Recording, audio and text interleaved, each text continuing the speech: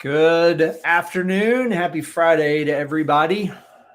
I'm Steve Phipps, and welcome to Wayfind Marketing Live, where our mission is to make marketing easier because doggone it, there's enough difficult things going on. Marketing shouldn't be one of them. And I am here with my co-hosts, Annie Laurie Walters. Annie Laurie, how are you today? I'm good. Happy Friday to you. Good to you as well. And I got to admit, I'm kind of in the mood now for Jerry's snow cone. Right? I know we were talking about snow cones. It's if you are a Memphian or maybe you visited Memphis at some point, there's a place here called Jerry's Snow Cones, which is it's just kind of one of those rites of passage. If you're in Memphis, you live in Memphis, and so we were just talking about Jerry's snow cones and anyway, I think they call it the Supreme, where they mix in the ice cream with it. Oh yeah. Yeah. We're fans of the Rainbow Supreme over here. Yeah, lots of options over there. But anyway, we're not here to talk about snow cones today, although you can't go wrong with a good snow cone. Or back in Baltimore, where I'm from, snowballs. Yeah. So today we're going to talk about blogging. This is how to write blog posts that generate more leads, part 2. Last week, we had a great discussion last week. We did. And we also had a lot of questions from viewers, which was really fun. And we encourage anyone who is watching live to please post your questions. We'd love to answer those. But the conversation was so great and so spontaneous. There were a few things we weren't able to get to last week. And so we wanted to make sure that we were able to have time to really cover the anatomy of a blog post. How do you really write the good stuff that's going to produce the results you're looking for? Everything from how to write great headlines to how to organize your thoughts and how to actually get it out on paper. I know a lot of people may feel ready to start blogging and they have lots of great ideas, but it's overwhelming to get started. So we want to help give some guidelines and maybe a blueprint of sorts that can help you hone in on what you should be writing about and how to take some of those ideas and maybe save them for another post. Make the most of your ideas to get a lot of content out of them. So absolutely. And so today is going to be very practical. Last week we talked a lot of big picture kinds of things, planning, take a strategic approach to your blog. It shouldn't just be something that functions in a silo. Think about how it fits into your overall content plan, your email, your social. We also talked a little bit about creating a plan, whether you do it for 4 weeks or a month at a time, whether you do it a quarter at a time, but think through bigger picture. What are the topics that you're going to write about? And so that's going to be part of the basis of coming into today. Is if you missed last week, go back, watch it. You can catch the podcast or watch the live stream on our website or on YouTube. And so, coming in, and we've got a list of things. And Annie and Laura, you do lots of blog writing, and so I know you've got some things that you want to share today. And before we get into the tactical, again, I just want to reiterate: have a plan, know what you're writing about. We talked about last week, 1,000 words is a good length for a blog post, especially, it's kind of a minimum recommendation for start getting traction with the search engines. If you don't have capacity to do 1,000 words, that's fine. Do 500, 600. Ultimately, you want to make sure that it's really good for your audience. You want them to take something away from it. And so, but Annie Laurie, why don't you kick us off a little bit? Talk about the controlling idea and what is that? Why is it so important to have a controlling idea for your blog post when you start writing it? Sure. Yeah. So one thing that you mentioned is to know what you're going to write about, but also who are you writing to? Yeah. And so knowing so well that audience, you're writing content that's going to solve their problems. Because when people come to the Google machine to type in their search, they are usually looking to answer a question, solve a problem. And so you want your content to solve that problem. Now, when you start to write that content, you may have a whole bunch of stuff you could say about that topic. It might be, it's a product you're selling, it's a service you offer. You want to say all kinds of things, but you have to hone it in and really narrow it down to where you are specifically answering that question. And there's so many benefits to finding that out. What is the question they're asking and what answer are you providing? And that answer becomes your controlling idea. Yeah. And so, to build on that, when you think about your controlling idea really is if you had to boil what you want to say down to a single sentence, that's your controlling idea. Right. And the reason why that's so important is because, Laura, as you said, if whether you are the person who's writing or whether you have somebody who's doing the writing for you, someone on your team, you've got a writer you've contracted with who's going to do that for you, lots of things can be said in answer to that question. Mm-hmm. And so, just for an example, let's say we were writing a blog post about how to write a blog post, that wins more leads. Well, we would want to have a controlling idea specifically for that topic. And so, the controlling idea might be something like well-written blog posts solve your customers' problems and can generate more leads. Mm-hmm. And so that would be what we would always go to decide if something that we wanted to include in that blog post was relevant. So as you're thinking through, the topic, you really want to think about what's the one thing you're trying to say, because that needs to be what guides all the content that you're going to create. Mm-hmm. And you might have some really good things to say, and it's a judgment call. You might have some really good things to say that you ultimately decide, I'm not going to include it in this blog post, but that would create another good blog post. So, that controlling idea becomes really, really important. And it keeps you focused too, because for example, you may do a little research to support some of the things that you want to communicate in your blog post. And as you're doing research, you may find this really compelling statistic, but it's not quite exactly what you're talking about in your post, but it's so compelling. You want to find a way to weave it in. See, the controlling idea helps you avoid that, because you need to save that great stat and that real compelling message for a new blog post.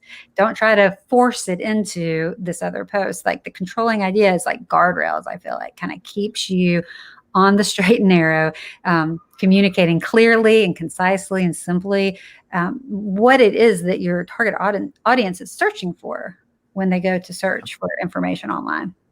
Absolutely. And it might be that you've got several different things that you're kind of wrestling with. And so, as we go through and talk about some of the different steps in the process, these tailor this to you.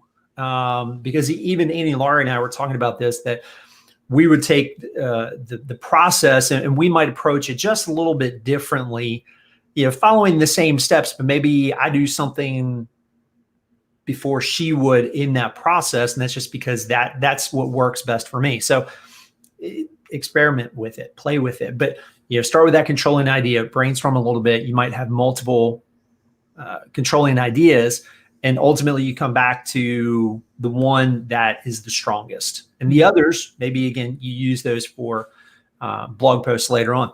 So let's talk a little bit about, so you get the controlling idea. So you've got that, you're working towards that, that's what you're trying to communicate. Everything needs to support that statement. Let's talk a little bit about keywords, because one of the benefits of blogging is getting some traction with the search engines.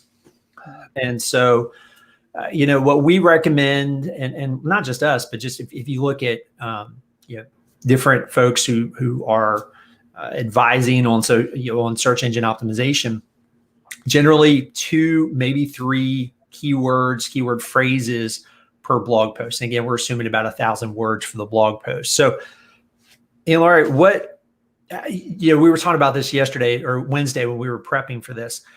How are you using those keywords as you're working on the blog post? You get your controlling idea. How are you using the keywords to continue to guide what you're writing? Well, a lot of times my keywords are part of the controlling idea in some way. Typically, I have at least one in the controlling idea.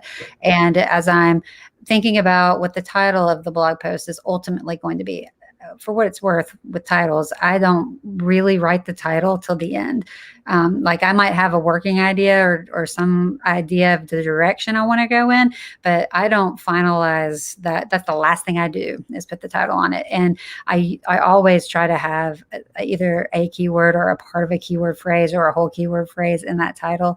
And then, there's so much out there that you can read about how to write for search engine optimization, but some of the recurring things that I have read in multiple different sources says to make sure that you have a keyword or a keyword phrase in one of your headings. Say you have 3 headings, like H2 headings in your blog post, have keyword in at least one of those, but then also have it in the first sentence of the paragraph, have it at the end when you have your CTA. Like you don't want it to feel forced or stuffed in there like an afterthought. It needs to still flow organically, but they need to be there. And sometimes that can feel a bit repetitive, sort of like, you're using too many proper nouns. You need to throw a few pronouns in there, but there's a reason for it. Like you want to have those words because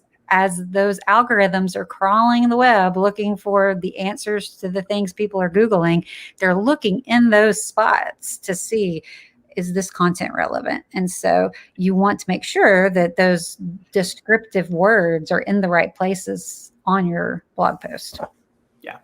Yeah. And that's ideally you're doing that as part of a bigger content strategy in which you're looking at keywords, you're looking at other tactics as well. So blogging in and of itself is a tactic that can help with the search engines, but by itself, it's more effective when you're doing it in combination with other things. And so, 2 to 3 keywords, use them throughout your blog post, use them a couple times each, several times each, put them in the titles, try to incorporate a phrase into the blog title itself.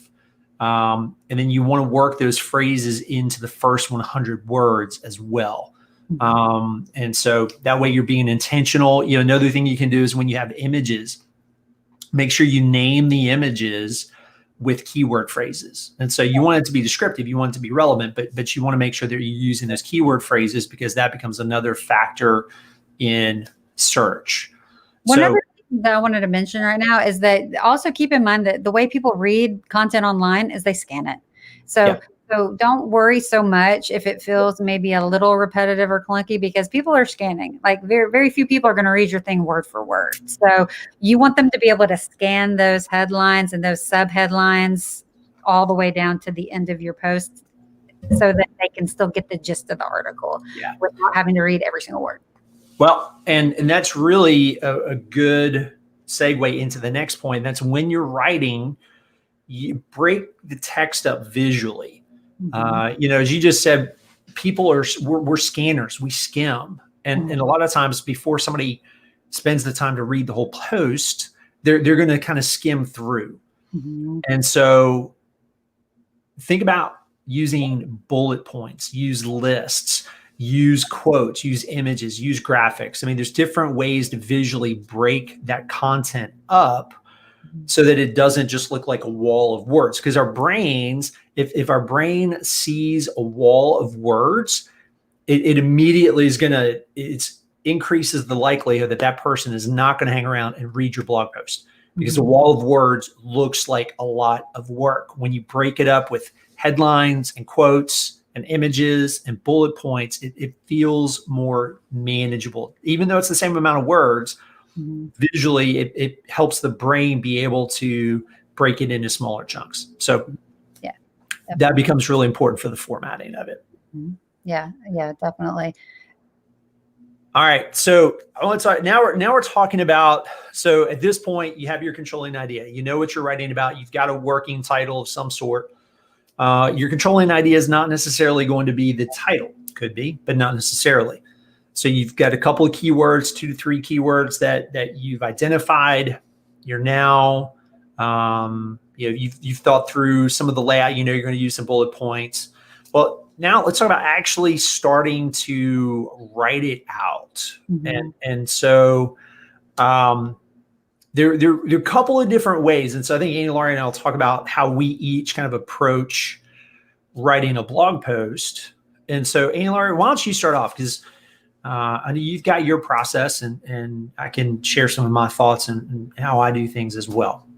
Yeah, sure. Well, I think first of all, you need to decide what format you're working towards. Are you going to do a list? You know, they're calling them listicles these days. You know, are you going to try to do 10 ways to improve your whatever, or are you going to do more of a case study where you're going to say, we're going to show you how this client of ours is winning at life because they're using our product. Are you going to take that case study approach, or are you going to do something that's more of like a more like an editorial? This is my attempted thought leadership. This is, Yeah.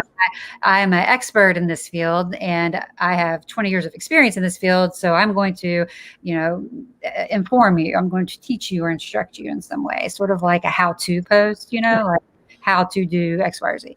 So, those are 3 common types of blog posts that you'll see in content marketing. And, as you find yourself Googling your own questions later today or this weekend, start looking to see what you see. Like, is this post a listicle? Is this post a how-to thought leadership post? I think that also helps when you start to look and recognize just the content you're consuming on your own time, how it's organized, and you start to see these patterns develop. You start to emerging in, just your regular day to day. But, as I'm thinking about organizing my thoughts and my content, I do have a working title. I finalize the title at the end, but I do have some direction that I'm working towards. I try to outline it, and then my outline ultimately is going to become my subheadings, my H2 tagged subheadings. And then I work towards giving, supporting evidence for whatever I'm, talking about in each one of those points in about 3 sentences. That can be tricky. It can be hard to do, but we're sitting here telling you your blog posts need to be 1,000 words. Well, what do you mean 3 sentences? You still have to communicate it short because they're scanning, they're on their phone, they're just scrolling, and so you can't just hit them with the wall of words where it's like your best prose that you've ever written. It still has to be segmented, and it has to be, which of these paragraphs could I turn into an image? Could I create a graphic for? Maybe there's 3 points I want to make under this subheading. Maybe I put those points on the graphic. So I start with that headline. I figure out what I'm going to do for my my H2s is what I think of them as, because that's how they're tagged technically in the back end. And then I look through what I've come up with, and I try to look to see, can I represent this with an example, a screenshot of like a happy client, and a quote maybe. How can I break up some of this content to still convey what I'm trying to do? Okay. So, this stage again, each of us has sort of a different approach and a different style. So, sometimes one of the things that I'll do is, because I think out loud. And so I'll generally, once I know what the controlling idea is, the keyword phrases, I'll think through similarly, what are the main things I want to say? What are the main points to create kind of a basic outline? But then what I'll do is I'll grab my phone, and what I'll do is I'll use an app like Evernote or even Google Docs, and I'll use voice typing. And so there are times where I'll put on my earbuds, got it connected to my phone, and I'll go out and I'll walk around the cove, or I'll walk through the neighborhood, just sort of thinking out loud, getting the words out and getting them by voice typing them, what that does is that lets me then be able to come back and edit. And so, if you're kind of like I am, then, there's nothing wrong with just getting up. Maybe it's just walking back and forth in your office, walking around the house, whatever it is, just if that helps, do that. Mm-hmm. And the other thing too is some people are stronger at originating content. So maybe you are really good at taking some thoughts, writing them down, and really formulating that into something really good. And other people are stronger as editors. If they have something to work with, then they're better, they're more effective at taking that and massaging it and working through it. So think through, if you're a better editor, maybe you have somebody else who does a first draft and then you take it across the finish line. Mm-hmm. Yeah. So, I was going to mention too, if you have someone who's writing for you, or if you are writing for someone, you could ask them to create what Steve just described and give it to you. So if say Steve wants me to write something, maybe I ask Steve, hey, can you just go walk around the cove, create a voice message for me and tell me in your own words what you want this to say. Then I can take it and I can edit what he just did. So like, we have some clients that sometimes we work with like in that exact way. They'll send an audio message or create a Loom, another technology that you can use to send video messages, and just say, this is something we want to say. This is an example. They'll pull up some things on the screen, and then I can take that and create a blog post with it. If you can have help in this process of blog writing, you're going to be more successful at it. And if you are more of an editor, if you can find the writer or the idea person, and if you're more of the idea person, find that editor, work as a team, I think that you'll start to find a rhythm that really works. You can generate a lot of content that way. So at this point, we work on a controlling idea. So that way, actually it starts out, you've planned out some content. And so you have a topic that you want to write about. You define your controlling idea. You identify your 2 or 3 keywords that you want to use to help in the search results. You've identified what type of format. Is this a how-to? Are you doing a top 10 list, case study, something along those lines? Now you started putting some content to it. And again, sometimes like Amy Laurie, she'll do a couple of sentences, per point, and then start to flesh it out more. Sometimes I'll have that, but I'll just sort of dictate the whole thing, and then go back and edit it and smooth it out, get other people involved. And so a couple of we're going to run out of time. And we normally do, but a couple of things to make sure to highlight, because I want to make sure we talk about headlines, because the headline is going to be one of the most important things that you come up with, because that's what's going to grab somebody's attention and help them decide whether or not it's worth their time to read your blog post. Right. And so you need a good intro and you need a good conclusion. Your intro should introduce the problem. It should introduce a question. You want to grab somebody's attention. So aside from the headline, the first couple of sentences are going to be crucial, because that's what's going to help somebody. Again, you have a good headline, great. They get there, they read. First couple of sentences are really going to determine whether or not they stick around. And so you want to make sure you start off with a question. Start off with information that opens what we call a story loop. It creates curiosity. They want to know more. And so it needs to be compelling. And then, of course, all your content backs up what you start off with.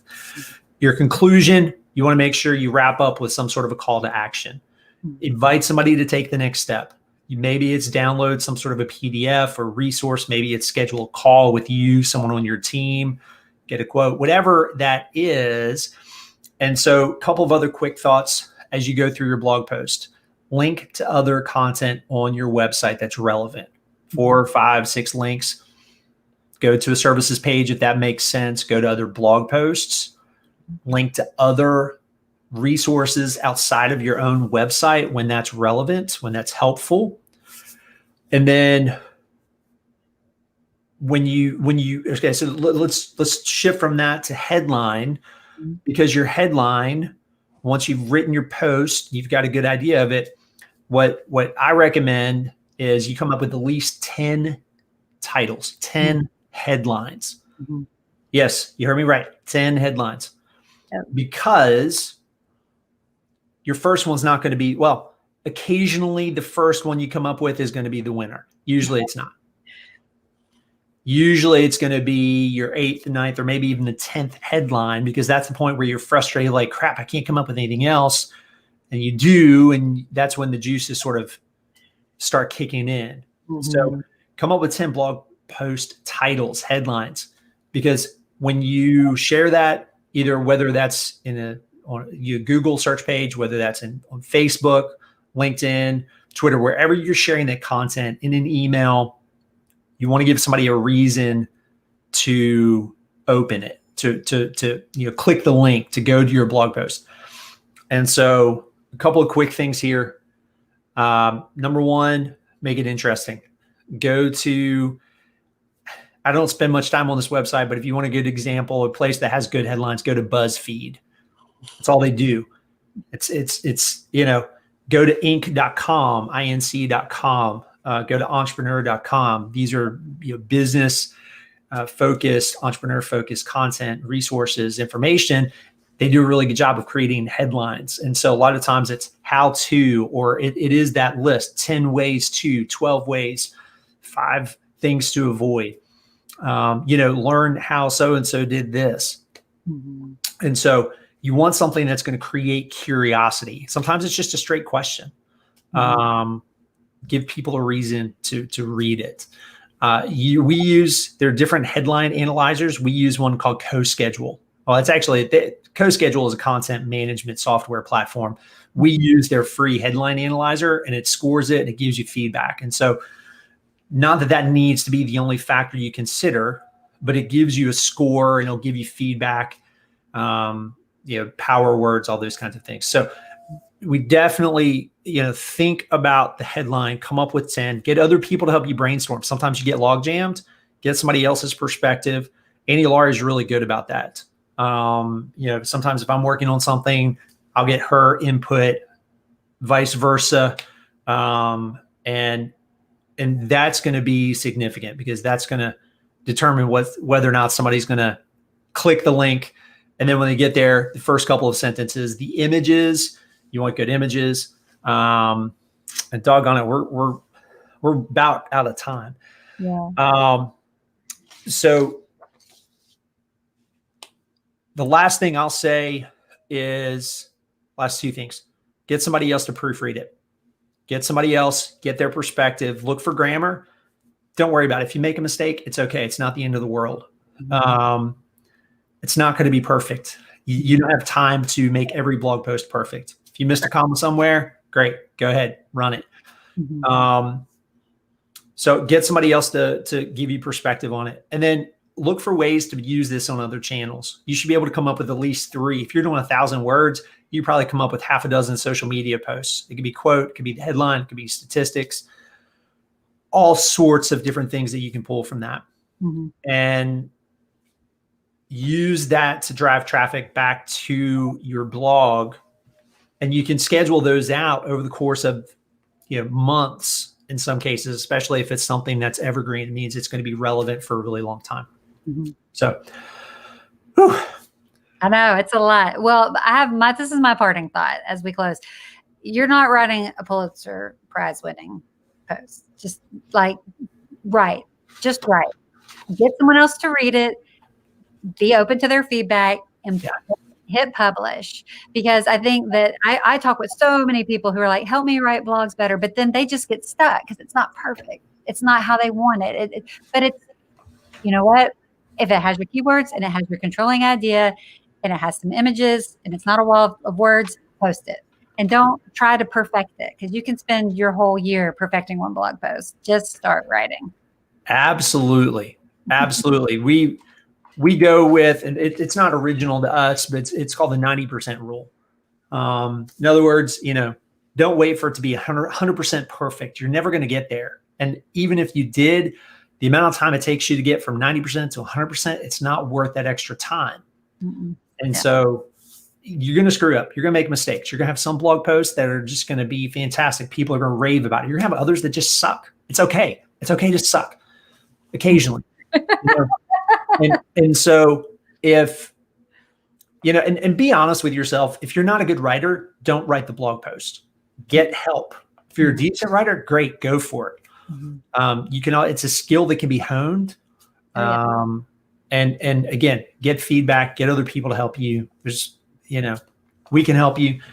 Go to Upwork. I mean, there are plenty of places where you can find people who write, even if they're not on your team. So quick recap, get your controlling idea, pick your keywords, 2 to 3 keywords, start forming an outline, start figuring out what you're going to write about.